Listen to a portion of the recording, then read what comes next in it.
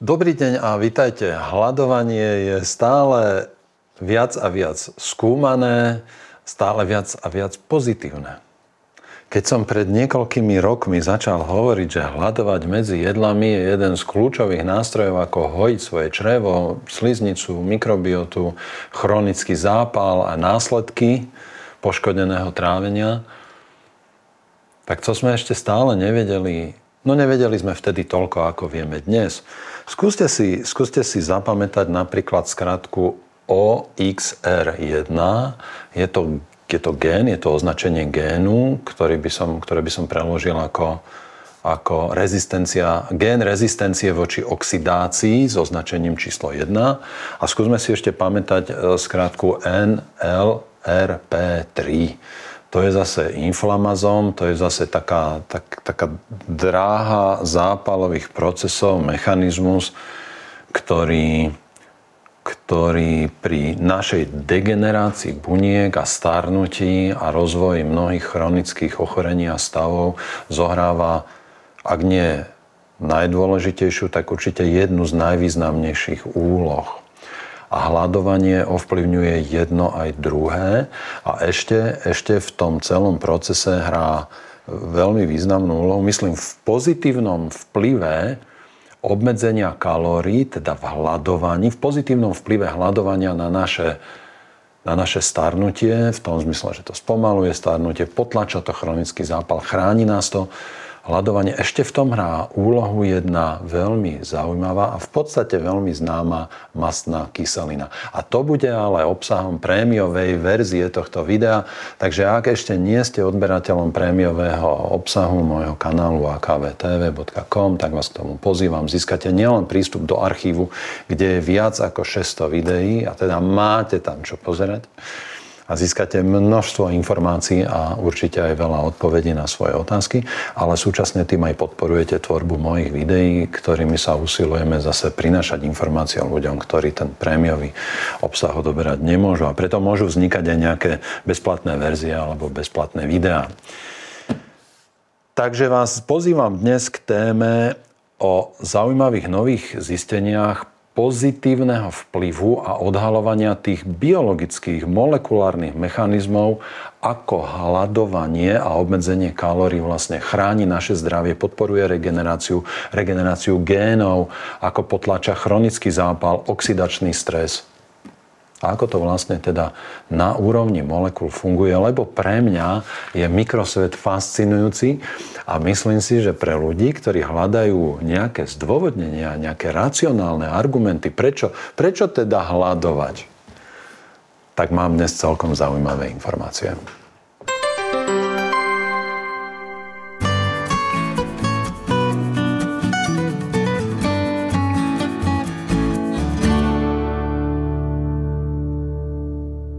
Áno, aj kniha Plán B vám pomôže nájsť optimálny spôsob žitia, pretože schudnúť nie je žiadny problém. Schudnúť dokáže každý, to vám aj fajčiar povie, nie je žiadny problém prestať fajčiť. Ja už som to dokázal 453 krát prestať fajčiť. No, nie ja, ale náš hypotetický fajčiar. Problém je žiť ako štíhly človek. Problém je naučiť sa žiť ako žijú štíhly ľudia. A jeden z najlepších spôsobov, ako sa to naučiť, je od začiatku robiť veci tak, ako žijú štíhly ľudia. Nie schudnúť nejako drasticky.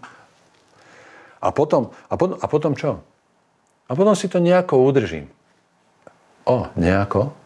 Nejako si to potom udržíte?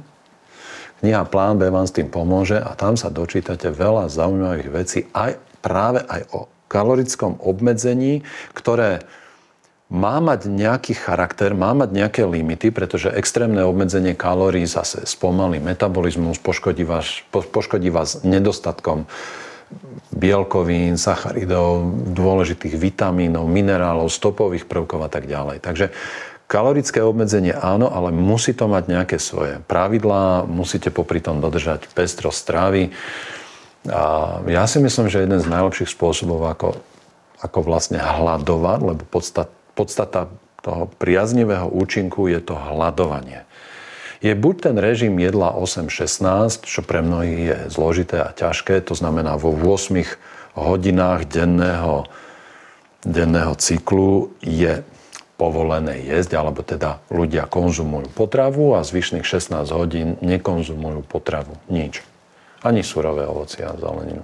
Aj pre mňa osobne to nie je jednoduché takto žiť dennodenne. Takže môžete skúsiť ešte verziu 10-14, alebo môžete skúsiť takú verziu, že naozaj medzi každými jedlami, že jete iba 3-krát za deň maximálne. Žiadne vyjedanie, žiadna 10. olovra, nič z tohto pre dospelého človeka nie je potrebné, naopak je to škodlivé. Z mnohých dôvodov, a to zase vysvetľuje aj moja kniha Zachránte svoje črevo.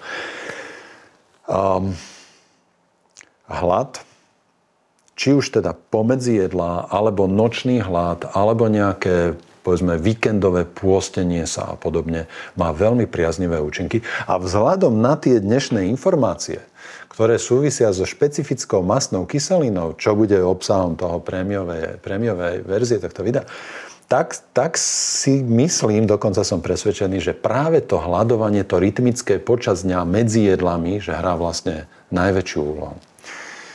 No, prvá informácia je o tom, že obmedzovanie kalórií, aj keď v tom výskume zase použili naše známe drozofily, teda tie octomilky, ktoré sú dobre preskúmané, ktoré majú krátky život, dá sa na nich rýchlo vyskúmať niečo, čo trvá, povedzme, generácie, alebo v bežnom ľudskom živote to trvá roky, alebo aj 10 ročia.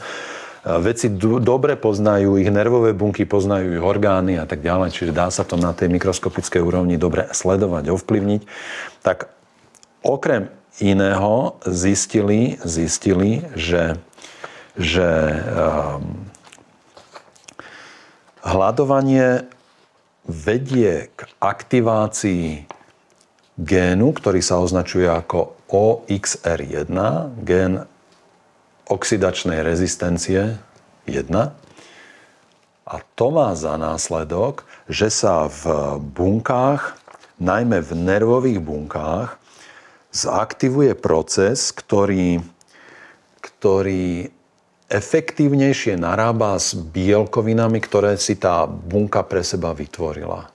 Efektívnejšie narábanie s bielkovinami a ich ochrana a prípadná recyklácia predĺžuje životnosť bunky, pretože neopotrebováva genetický kód bunky k tomu, aby sa tie bielkoviny, ktoré bunka potrebuje, poškodené, bez možnosti znovu ich použiť, museli odstrániť a vytvárať nové. Čiže recyklácia v našich bunkách je tiež nejako recyklácia molekúl dôležitých, ako sú bielkoviny, je tiež riadená. A tieto riadiace mechanizmy sú ovplyvnené geneticky. Vplyvom hladovania dochádza k aktivácii génu OXR1 a to má za následok, že bunky dokážu lepšie recyklovať hmotu, ktorá ich tvorí. To samozrejme predpokladá, že tie bunky sú menej chemicky poškodené, napríklad oxidačným stresom, voľnými radikálmi teda a podobne.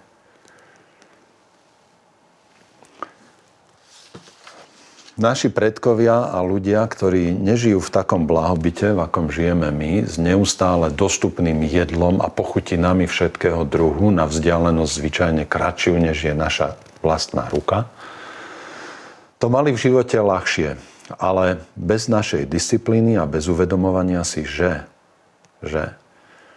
naše dennodenné konanie nás ovplyvňuje na toľkých úrovniach, že máme mať predtým nielen pokoru, ale že máme byť najmä motivovaní k tomu, aby sme naozaj dennodenne robili veci najlepšie, ako sa dajú. Pretože to nám pomáha. Pretože pri najmenšom, to najmenej naozaj, čo môžeme pre seba urobiť v zmysle tohto režimu a týchto informácií je, že budeme medzi každým jedlom aspoň hodinu hladní.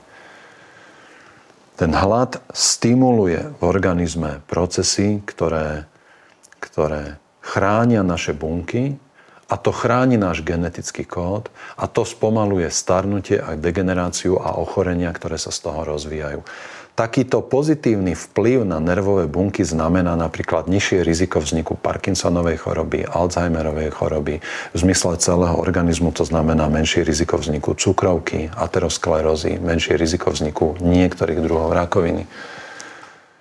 Aktivácia. Hladovaním ovplyvňujeme aktivitu svojich génov. A zdá sa, že prevažne sú to gény, ktoré sa aktivujú, ktoré nás chránia. Hladovanie nie extrémne, nie extrémne diety, nie nebezpečná redukcia kalórií, ale hladovanie, ktoré nás neohrozuje na zdraví a neohrozuje nás na biologickej hodnote stravy. To znamená, že máme vitamíny, máme minerály, máme to, čo potrebujeme, len toho nejeme tak veľa, tak toto nás ovplyvňuje na genetickej úrovni veľmi, veľmi pozitívne. Takže vám ďakujem dnes za pozornosť, želám vám odhodlanie a motiváciu urobiť vo svojom živote. Ak nie ste zvyknutí na hladovanie, skúste na začiatku urobiť aspoň tie drobné zmeny. Prestaňte vyjedať pomedzi jedlá, prestaňte stále niečo jesť. Ostaňte po jedle, zastavte jedenie, strávte to a ostaňte hladní. A ostaňte aspoň hodinu hladní. Ak sa to nepodarí za každým, to nie je dôležité. Dôležité je, aby tá cesta bola smerom dopredu. Aby ste to skúšali, aby ste získavali dobrý pocit a aby ste sa naučili, že hlad je výborný pocit v skutočnosti. Že hlad vám lepšie formatuje imunitu, trávenie, črevnú mikrobiotu, náladu, zdravie mozgu, aj zdravie a aktivitu dobrých génov. Ďakujem vám dnes za pozornosť. Lúčim sa aj dnes. Vývala Vita. Zistili vám stukovatenú pečeň? Chcete si zachrániť žlčník? Trpíte Crohnovou chorobou alebo ulceróznou kolitídou? Mávate zapálené ďasná? Po vyše 2 rokoch od prvého vydania prináša nová kniha doktora Bukovského aktuálne novinky a až 20 úplne nových kapitol. Kúpou našich kníh podporujete činnosť tohoto YouTube kanálu. Ďakujeme za vašu dôveru a podporu.